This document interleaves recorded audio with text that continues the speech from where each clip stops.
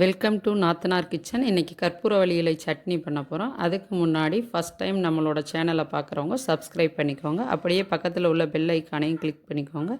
ஆல்ன்ற option வரும், அதையும் press பண்ணிக்கோங்க. அப்போ தான் நம்ம போடுற வீடியோக்கள் உங்களுக்கு நோட்டிஃபிகேஷனாக வரும். வாங்க வீடியோக்குள்ளே போகலாம். கற்பூரவள்ளி இலை ஒரு 20 இலை, ஒரு 15 இலை இருக்கும். கிராம்னு பார்த்தா ஒரு 100 கிராம் அளவு இருக்கும். இது ரொம்ப ரொம்ப உடம்புக்கு நல்லது.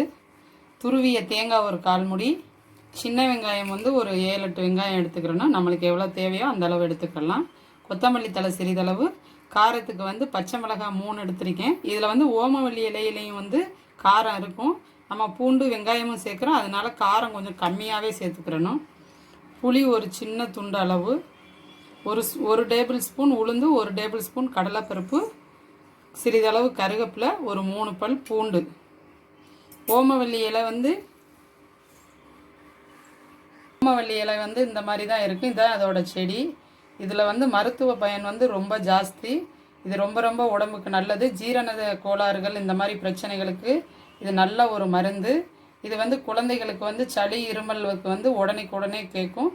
இதோட சாரோட தேன் கலந்து அந்த மாதிரி கொடுத்தோன்னாலும் உடனே விட்டுரும். இதில் டீ போடலாம், சட்னி பண்ணலாம்.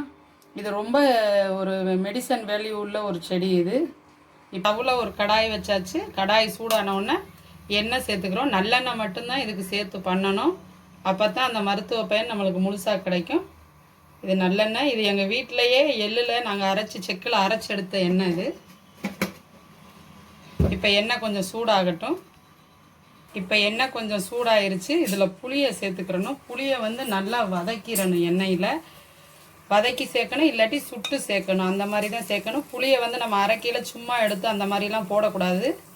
இந்த மாதிரி வதக்கிடணும். அப்படி போடுறதா இருந்தால் குடம்புளி அந்த மாதிரி சேர்க்கலாம். இந்த நம்ம நார்மல் புளி சேர்க்கையில் இது மாதிரி வதக்கிடணும். இப்போ உளுந்து கடலைப்பருப்பு சேர்த்துக்கிறோம்.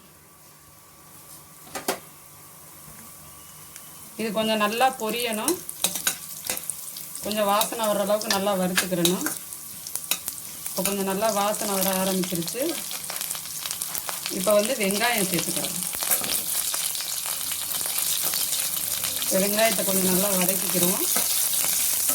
இது கூடயே பூண்டு சேர்த்துக்கிறோம். வெங்காயம் பூண்டெல்லாம் நல்லா வதங்கட்டும். இப்போ கொஞ்சம் வெங்காயம் எல்லாம் கொஞ்சம் லைட்டாக வதங்கிருச்சு நல்லா. இப்போ இது கூடவே நம்ம பச்சை மிளகாய் சேர்த்துக்கிறணும். இது கூட கொஞ்சம் பெருங்காயத்தூள் சேர்த்துக்கணும். ஒரு 1/4 டீஸ்பூன் அளவுக்கு பெருங்காயத்தூள் சேர்த்துக்கிறணும். இப்போ இது கூட நம்ம எடுத்து வச்ச இந்த ஓமவல்லி இலைகளெல்லாம் சேர்த்துக்கிறணும்.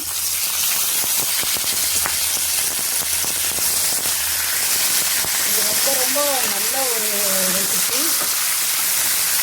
இந்த மழை காலத்துக்கு இந்த மாதிரி சட்னியெல்லாம் பண்ணி சாப்பிட்டோன்னா ஜலதோஷம், இருமல் அந்த மாதிரி எதுவும் வராது.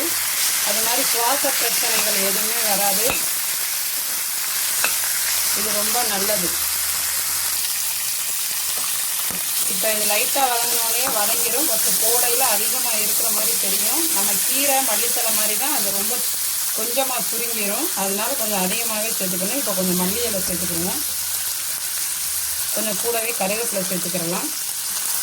இப்போ இதை கொஞ்சம் நல்லா வதக்கிக்கிடுவோம்.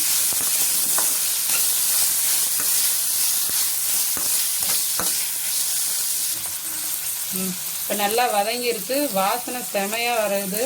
இப்போ கொஞ்சம் கல்லுப்பு கொஞ்சம் சேர்த்துக்கிடுவோம். சேர்த்து லைட்டாக வதக்கிட்டு இப்போ ஒரு 4 பேர் இந்த மாதிரி இருந்தால் இதில் இந்த அளவை விட இன்னும் கொஞ்சம் இலை அதிகமாக சேர்த்துக்கிடணும். இது ஒரு 2 பேர் நல்லா சாப்பிட்லாம், பெரியவங்க. இப்போ ஸ்டவ்வை ஆஃப் பண்ணிடணும். ஆஃப் பண்ணிவிட்டு இது கூட துருவிய தேங்காய் போட்டணும். தேங்காயை போட்டு வதக்கக்கூடாது, அந்த சூட்லேயே இருந்தால் போதும். நல்லா இதை லைட்டாக கிண்டி விட்டுருவோம். கிண்டி விட்டுட்டு இது நல்லா ஆறணும். ஆறினோன்னா நம்ம சட்னியை அரைச்சி எடுத்துக்கிறோம். இப்போ ஸ்டவ்வில் ஒரு தாளிப்பு கரண்டி வச்சு நல்லெண்ணெய் ஊற்றி கடுகு போட்டிருக்கோம். கடுகு பொரிஞ்ச உடனே ஸ்டவ்வை ஆஃப் பண்ணிவிட்டு கொஞ்சம் கருவேப்பிலை சேர்த்து இப்போ சட்னியில் நம்ம தாளித்து கொட்டிடலாம்.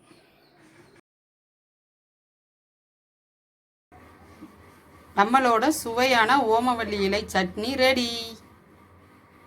உங்களுக்கு இந்த ரெசிபி பிடிச்சிருந்துச்சுன்னா நீங்களும் உங்கள் வீட்டில் ட்ரை பண்ணி பார்த்துட்டு உங்களோட கருத்துக்களை கமெண்ட் பாக்ஸில் போஸ்ட் பண்ணுங்கள். அப்படியே லைக் பண்ணுங்கள், ஷேர் பண்ணுங்கள். தேங்க்யூ ஃபார் வாட்சிங்.